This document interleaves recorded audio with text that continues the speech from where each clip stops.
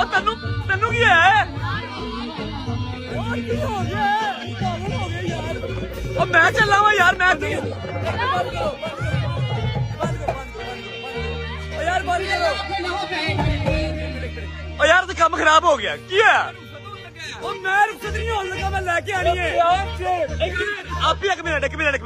qawwali emotional ਹੋ ਰਹੀ ਹੈ ਮੇਰੇ ਯਾਰ ਦੋਸਤ ਫੈਮਿਲੀ ਸਾਰੀ ਹੋਣ ਲੱਗ ਪਈ ਹੈ ਕੀ ਗੱਲ ਹੈ ਚੀਜ਼ ਦਾ ਸਾਨੂੰ ਬੜੀ ਦੇਰ ਤੋਂ ਇੰਤਜ਼ਾਰ ਸੀ